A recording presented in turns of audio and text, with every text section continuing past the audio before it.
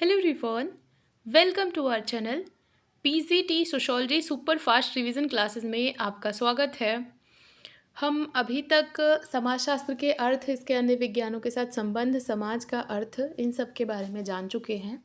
आज से हम शुरू करेंगे शास्त्रीय समाजशास्त्री विचारक, जिनमें जो सर्वप्रमुख विचारक है जहाँ से समाजशास्त्र की नींव पड़ी, वो है आपके ऑगस्ट कॉम्ट। तो आज हम चर्चा करेंगे ऑगस्ट कॉम्ट के बारे में, इनके कुछ सिद्धांत, इनकी कुछ कृतियाँ, इनके बारे में, जहाँ से आपके एग्ज़ाम्स में प्रश्न बन सकते हैं। तो कॉम्ट का जन्म हुआ था 1798 में और इनकी डेथ हुई थी 1857 में। तो सबसे पहले तो ये चीज़ याद रखनी है। ऑगस्ट कॉम्ट का जो एरा था, ये जब आए तो इनके समय पर फ्रांस की क्रांति हो चुकी थी और फ्रांस की क्रांति के पश्चात वहाँ पर बहुत ज़्यादा अराजकता फैली हुई थी, बहुत ज़्यादा अव्यवस्था फैली हुई थी। तो उस समय पर ऑगस्ट कॉम्ट और इनके गुरु रहे सेंट साइमन के साथ में मिल करके इन्होंने सोचा कि कोई एक ऐसा शास्त्र या कोई एक ऐसा विज्ञान जो कि समाज में फिर से व्यवस्था को स्थापित कर सके, उसका निर्माण होना चाहिए। अब व्यवस्था को स्थापित करने के लिए आपको ये जानना जरूरी है कि व्यवस्था बनी कैसे रहती है।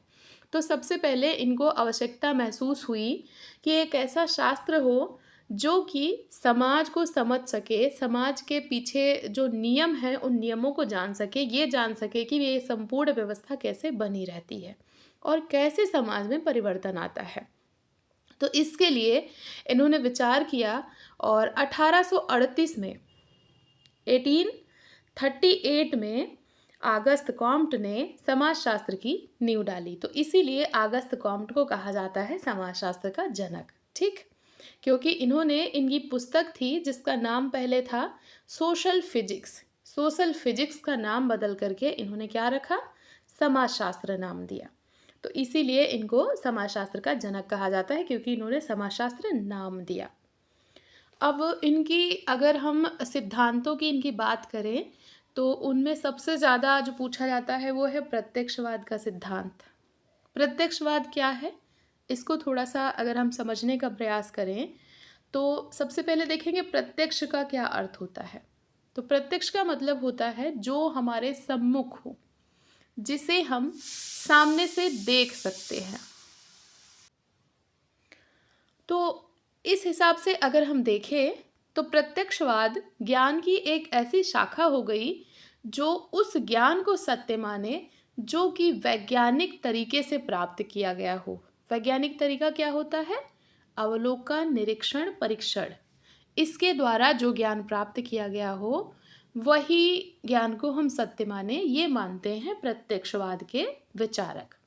अर्थात जिस प्रकार जिन विधियों के द्वारा प्राकृतिक विज्ञानों में अध्ययन होता है, सिंपल भाषा में कहें तो ऑगस्ट कॉम्ट समाजशास्त्र को प्राकृतिक विज्ञानों के समान बनाना चाहते थे। ये चाहते थे कि ये एक विज्ञान बने। तो इसीलिए इन्होंने कहा कि जिन विधियों के द्वारा प्राकृतिक विज्ञानों में अध्ययन होता है उन्हीं के द्वारा हमें सामाजिक विज्ञान यानी समाजशास्त्र का भी अध्ययन करना चाहिए, उन्हीं वैज्ञानिक तरीकों से। तो इसके लिए इन्होंने विधियां भी बताई हैं, 4 विधियां बताई हैं ऑगस्ट कॉम्ट ने। कौन कौन सी विधियां हैं? तो एक इन्होंने बताई है अवलोकन विधि, कि अगर हमें सत्य तक पहुंचना है तो हमें तथ्यों का अवलोकन करना चाहिए। उसके बाद प्रायोगिक विधि बताई है, जिसमें प्रयोग, परीक्षण, जो प्रयोगात्मक अध्ययन किए जाते हैं, स्वतंत्र चर और आश्रित चर, इनका, तो यहाँ पर प्रायोगिक विधि। उसके बाद तुलनात्मक विधि, जहाँ पर दो समाजों, दो समूहों, समुदायों के मध्य तुलना करके हम जानते हैं कि कितना परिवर्तन हुआ, परिवर्तन की गति या उसके पीछे के क्या नियम हैं, इनके द्वारा हम जान सकते हैं। और फोर्थ इन्होंने बताई थी ऐतिहासिक विधि। तो 4 विधियाँ, अवलोकन, प्रायोगिक विधि, तुलनात्मक विधि और ऐतिहासिक विधि, ये बताई हैं ऑगस्ट कॉम्ट ने प्रत्यक्षवाद के सिद्धांत में। इसके बाद इनका जो दूसरा सिद्धांत प्रमुख है वो है विज्ञानों का संस्तरण। अब ये वाला सिद्धांत इन्होंने क्यों दिया? तो अभी मैंने आपको बताया कि समाजशास्त्र एक नया विज्ञान है, 1838 में ही आया है और नया विज्ञान था और कॉम्ट इसको विज्ञान बनाना चाहते थे। इसीलिए उन्होंने पहले के जितने साइंस थे, जितने भी प्राकृतिक विज्ञान थे, उनसे समाजशास्त्र को जोड़ दिया ताकि इसकी वैलिडिटी, इसकी वैधता को देखा जा सके। तो इसीलिए इन्होंने सभी विज्ञानों के उद्भव, विकास का एक क्रम रखा। अब प्रश्न ये बनता है कि इन्होंने जो ये क्रम रखा है, ये कैसे रखा था? तो ये क्रम इन्होंने सामान्य से जटिल की तरफ रखा था। सबसे पहले सामान्य विज्ञान और उसके बाद जटिलतम। तो इसमें जो पहला विषय होता है वो सबसे अधिक सामान्य होगा और कम जटिल होगा, और जो अंतिम विषय आएगा वो अधिक जटिल होगा और कम सामान्य होगा। जैसे कि गणित को इन्होंने कहा था कि ये सर्वाधिक सामान्य विज्ञान है। ये है वो सीक्वेंस, पेपर में ये सीक्वेंस भी पूछ लेता है। तो गणित सबसे पहले रखा था और गणित को सबसे सामान्य विज्ञान और कम जटिल, इसमें जटिलता बहुत कम है और सबसे सामान्य है। सामान्य क्यों? क्योंकि इसके नियम जो है वो एक समान रहते हैं, सार्वभौमिक नियम है इसके, सेम रहेंगे। 2 और 2 4 यहाँ होता है तो कहीं भी देखो तो वो सेम ही रहेगा। उसके बाद खगोल शास्त्र आता है। अब इसमें कम सामान्य हो गया थोड़ा सा और जटिलता यहाँ पर बढ़ गई। खगोल शास्त्र के बाद इन्होंने भौतिक शास्त्र को रखा, फिर रसायन शास्त्र को, इसके बाद जीव विज्ञान को और अंत में रखा समाज शास्त्र को। तो समाज शास्त्र जो है ये सबसे अधिक जटिल है और इसमें सबसे अधिक कम सामान्य है, अर्थात इसके जो नियम हैं वो बहुत ज़्यादा वैरी करेंगे, अलग अलग समाजों में भिन्नता रहेगी इनमें। तो ये जो समाजशास्त्र है ये अपने पूर्ववर्ती विज्ञानों पर आश्रित होगा, इनसे ये चीज़ें ग्रहण करेगा। तो ये एक क्रम इन्होंने बताया था, गणित, खगोल, भौतिक, रसायन, जीव और समाजशास्त्र, जिसको बोलते हैं विज्ञानों का संस्तरण। इसके बाद इनका एक सिद्धांत है प्रगति का त्रिस्तरीय नियम। ये नियम इन्होंने दिया 3 स्टेजेस, लॉ ऑफ 3 स्टेजेस बोलते हैं इसको, जहाँ पर इन्होंने व्यक्ति या समाज के चिंतन की 3 अवस्थाएं बताया कि प्रत्येक समाज या प्रत्येक व्यक्ति के चिंतन की 3 अवस्थाएं रहती हैं। पहला है धार्मिक स्तर, दूसरा है तात्विक स्तर और तीसरा है प्रत्यक्षवादी स्तर। धार्मिक स्तर में जो व्यक्ति है ये सब कुछ मान के चलता है कि जो कुछ भी है वो उसके पीछे ईश्वर है। तो वो बिजली कड़कने को भी ईश्वर मान लेता है, बारिश होने को भी उसमें इंद्र भगवान को मान लेता है, रोशनी में सूर्य भगवान को मान लेता है, तो हर चीज़ में वो ईश्वर को मान लेता है। दूसरा स्तर आता है तात्विक स्तर। तात्विक स्तर प्रत्यक्षवाद और धार्मिक के बीच का है। तो अब यहाँ पर वो थोड़ा सा तार्किक है लेकिन अभी थोड़ा सा वो धार्मिक भी है। तो ये एक तरीके से संक्रमण की स्थिति होती है, बीच में वो रहता है, ना वो पूरी तरीके से धार्मिक है ना पूरी तरीके से वैज्ञानिक है।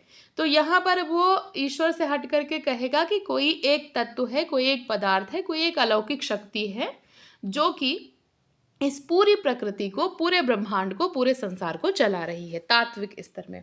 और तीसरे स्तर तक पहुँचते पहुँचते व्यक्ति पूरी तरीके से वैज्ञानिक हो जाता है।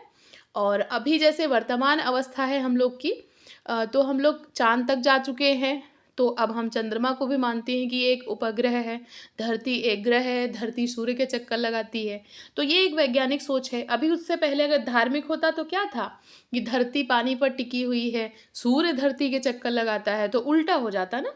तो ये इस वाले स्तर में, प्रत्यक्षवादी में, पूरी तरीके से व्यक्ति वैज्ञानिक हो जाएगा। तो ये 3 स्तर बताए थे और इन तीनों स्तर में भी बहुदेववाद, प्रकृतिवाद और प्रत्यक्षवाद, ये एक चीज़ आई है।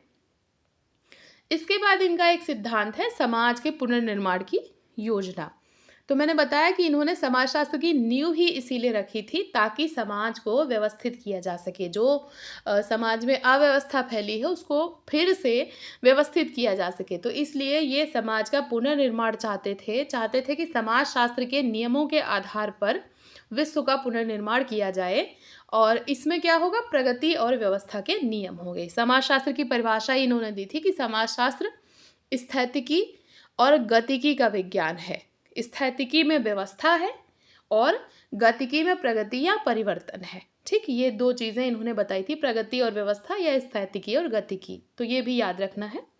इसके बाद इन्होंने अपनी एक पुस्तक है the course of positive philosophy, जिसमें इन्होंने प्रत्यक्षवाद का दिया, और दूसरी पुस्तक है पॉजिटिव पॉलिटी, जिसमें इन्होंने मानवतावादी धर्म का समर्थन करा। तो पहले में इन्होंने कहा कि सारी चीज़ें साइंटिफिक होनी चाहिए, और दूसरी पुस्तक में इन्होंने धर्म की बात कर दी। तो जहाँ भी धर्म होगा वहाँ पर साइंस नहीं होगा। और इस वाली पुस्तक में इन्होंने स्त्रियों के गुणों की भी प्रशंसा की है। तो इसीलिए इनको कहा जाता है कि इन्होंने ही प्रत्यक्षवाद का खंडन कर दिया। तो जे.एस. मिल एक विचारक थे। इन्होंने इनके मानवतावादी धर्म की आलोचना करी। बहुत ही कट्टर समर्थक थे कॉम्ट के, लेकिन बाद में इन्होंने ही आलोचना करी और कहा कि प्रत्यक्षवाद का जन्मदाता ही सबसे कम प्रत्यक्षवादी था। तो ये जे.एस. मिल का एक कोटेशन है, तो इसको भी याद रखना है। अब हम थोड़ा सा देख लेते हैं इनकी कुछ कुछ रचनाएं। तो एक तो इनकी है पॉजिटिव फिलॉसफी, ये 1830 से 1842। उसके बाद पॉजिटिव पॉलिटी है 1851। फिर एजुकेशन एंड सोशियोलॉजी है, इस नाम से एक दुर्खीम की भी पुस्तक है, ठीक है, एक इनकी भी है। और उसके बाद एक इनकी पुस्तक है कैचिज्म ऑफ पॉजिटिव रिलीजन, ये 1891 में। तो ये इनकी पुस्तकें रही हैं। मेनली इनमें से दो पूछता है, पॉजिटिव फिलॉसफी, पॉजिटिव पॉलिटी। कथन इनके दो रहे हैं। एक तो परिवार के बारे में इन्होंने कहा कि परिवार समाज की इकाई या कोशिका है, और समाजशास्त्र को ये एक मास्टर साइंस बनाना चाहते थे, अर्थात समाजशास्त्र सभी विज्ञानों की रानी है, सभी विज्ञानों पर ये आश्रित है, लेकिन फिर भी ये एक मास्टर साइंस है। तो ये अगस्त कॉम्ट का कुछ इम्पॉर्टेंट चीज़ें थी। आई होप आपको ये वीडियो यूज़फुल लगेगी। ऐसे ही पढ़ते रहिए, अपने गोल की तरफ आगे बढ़ते रहिए। वीडियो देखने के लिए थैंक यू सो मच।